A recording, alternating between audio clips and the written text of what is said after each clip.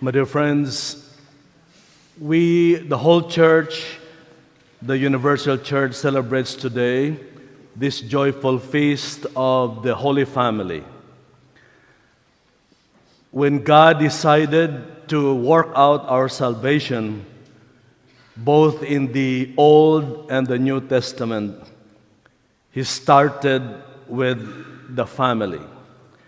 So by way of outline, we will reflect on the meaning of family and look at the situation of family, and hopefully we can learn something from our faith and also help us establish more unity and peace in our families.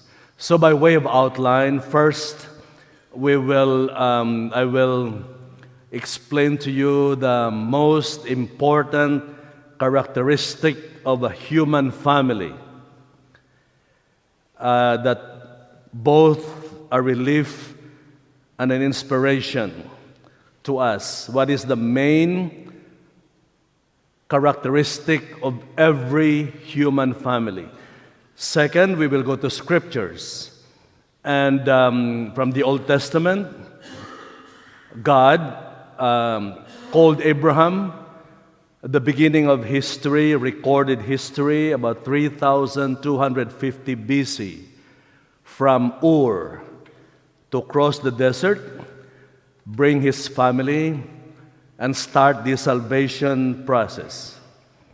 Then we will go into the New Testament of the family of Jesus, Mary, and Joseph, the beginning and fulfillment of the redemption that God promised. Then we will enumerate the three important elements of a successful family.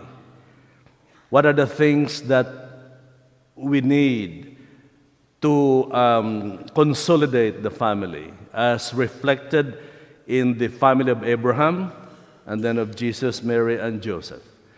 Then we will go into the church, the Catholic Church, as a sacred family of God because it was founded by Jesus, by God. But there is a very important characteristic of the church that we will reflect today in view of the problems we are facing now all over the world.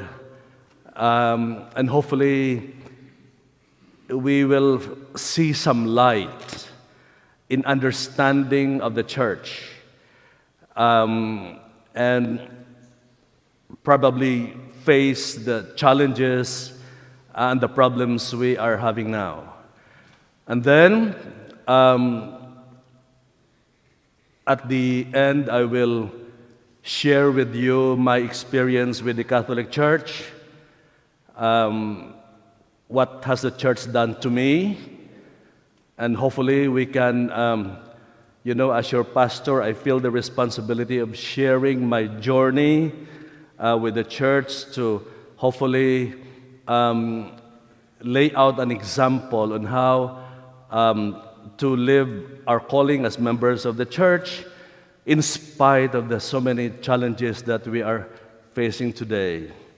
And then finally, we will go back to our parish, St. Vincent de Paul, as a wonderful, beautiful family that God has given us. So, the first principle of every human family that has to be very clear to all of us, both a relief and inspiration. There is no such thing as a perfect family. Do you agree?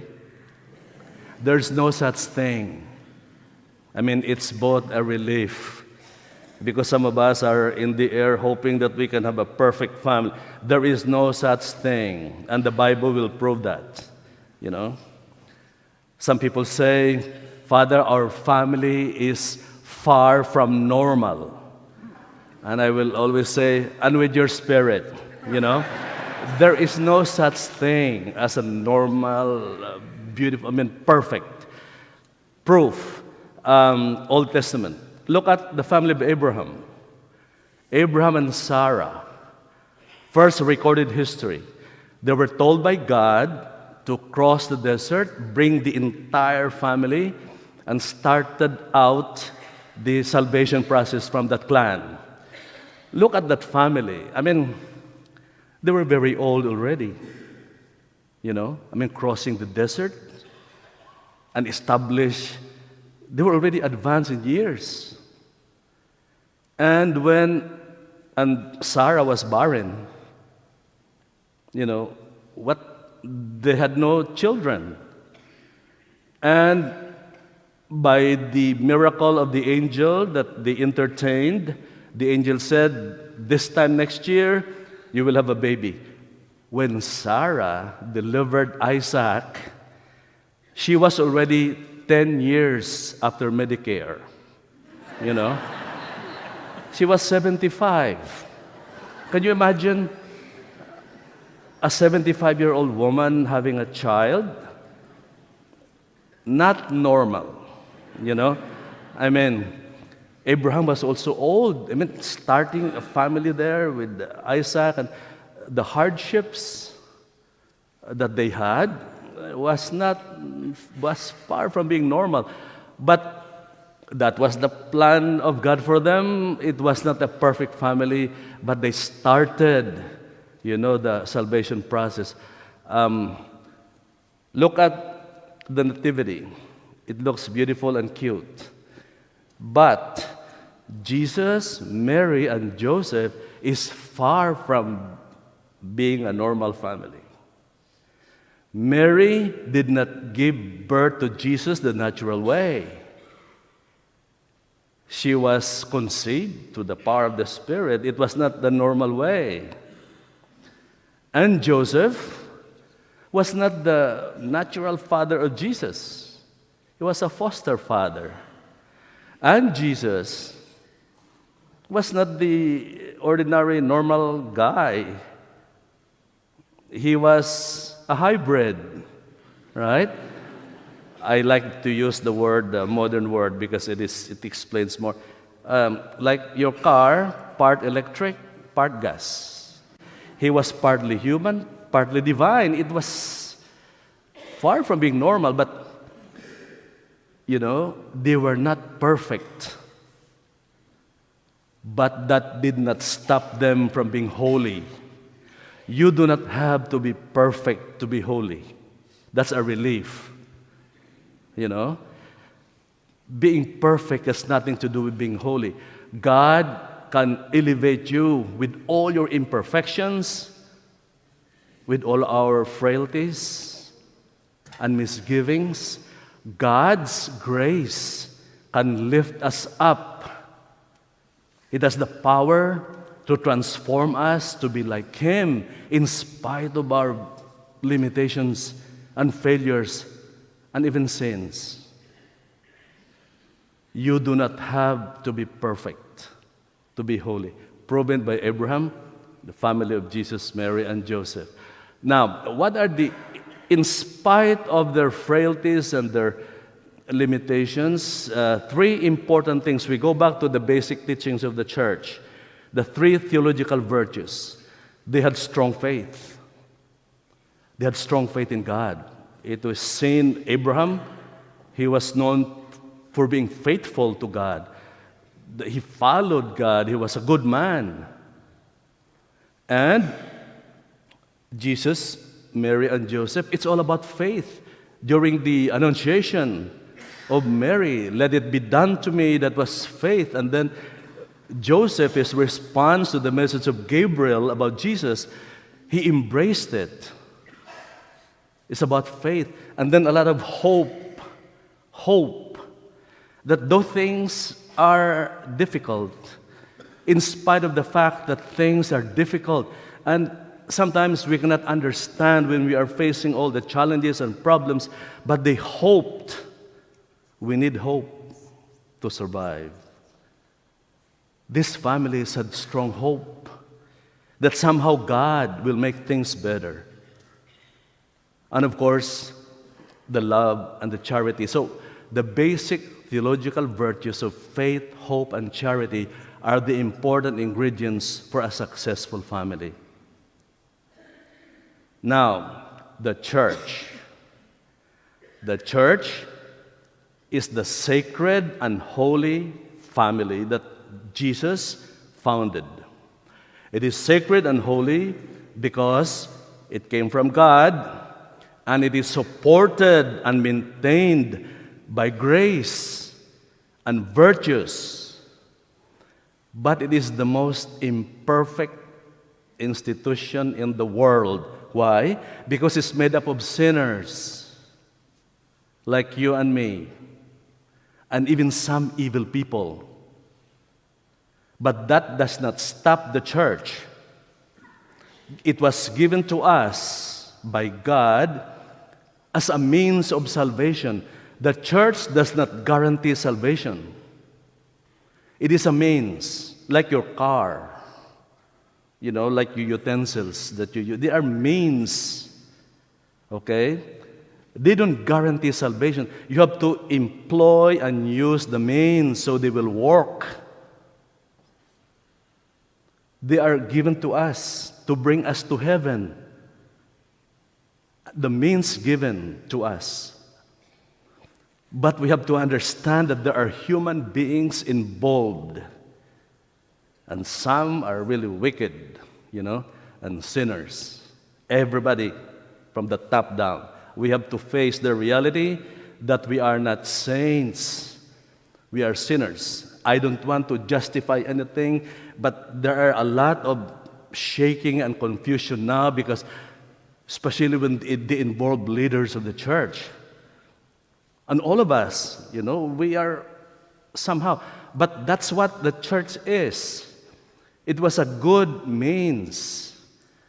And then, involving human beings. Like the family of Abraham and even Jesus, far from being perfect. Now, in order to explain my point, I will just share with you my own experience. I think this is something that, to concretize my own journey with the Catholic Church and what the church has done to me. And hopefully, you will discover something in this journey that will help us confront the challenges that we are facing now. I've been formally with the church about 50 years already. I entered the minor seminary high school at the age of 12. And it's been 50 years. The best thing that the church has given me is that it taught me that there is a God. That is the function of religion. Religion intends to establish, helping people to relate to a supreme being, that there is a God, and that we are called to relate with this God, that God is real. That has maintained my life, that basic faith that there is a God who is real. And in spite of the fact that we are limited, we do not know the future, but hanging on to that person to whom you belong.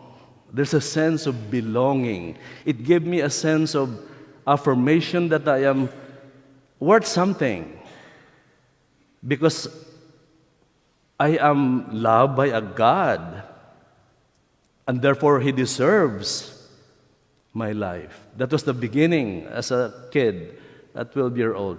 And then, one thing about the church as a means is that it gives us access to different realities that will help us deepen our relationship with Him and with each other, and to help us become better persons. God gave us, the church taught me how to pray, which is very essential in my life, this constant connection, and then listening to the God who is always talking, always conversing with me. Then it led me to the church, the sacraments, which are means that were given to us, means of grace, especially the Eucharist, where we draw nourishment. And then reconciliation. When we fail, when we sin, we have spiritual pharmacy to run to and to be cured. Then the devotions that are wonderful, in the liturgy, especially the devotion to Mary and the saints. These are very real encounters, religious experiences that have deepened my life and helped me as a priest. The Blessed Mother and the saints, even our patron, Vincent de Paul, his actions are so clear in our community. Then, when I was ordained, I had the chance to minister to different kinds of people. Being assigned to so many places around the world, learning cultures, understanding people, and to serve. That's my understanding of this calling. It is not about power. It's not even about money. That's what my father told me. You have to study good and learn and top the class. Summa cum laude and top the class so you will be very, very wealthy. I chose the wrong profession. No money involved. Okay? But then, the ability and the chance to transform people's lives. One time I remember my first assignment in Kissimmee. I was on my way about 9 o'clock for late dinner because we were so busy. And there was a call to go to the hospital because a young mother is dying. And so I made a U-turn, went back to the hospital, and I went to the ICU, a young mother with 2 little girls, who were in tears. They were crying. I can see the tears falling into the linens of the bed. And so we prayed together, and then I stayed for some time, and she passed. Then before I left, the young girl came and hugged me. And she said, "Father, thank you for accompanying my mother to heaven." It can only be done by a priest. In the last moment when all the doctors have surrendered all their skills and medications, there's no other recourse to call the priest and to accompany, transform people. That is what the Catholic Church is doing to me. I have concretely seen, in spite of all these challenges now, people come and go, crises come and go, but we are given the means to encounter God and to transform people. And so, look at our parish. The hand of God is very clear, working here with you. We hang on to this community because here we experience that God is real and His love is available in all the good things that we do to others. At the end of my life, I'm assured to myself, I did the right thing. The church has helped me. Of course, the church is a means. When we arrive in heaven, there's no more church because you're already in your destination. But it has helped me as a means in my journey. This is what I mean. Surrounded by all these challenges in our times, hang on to the faith. Hang on because the journey is real. And it will lead us to God. That's the end of the homily today.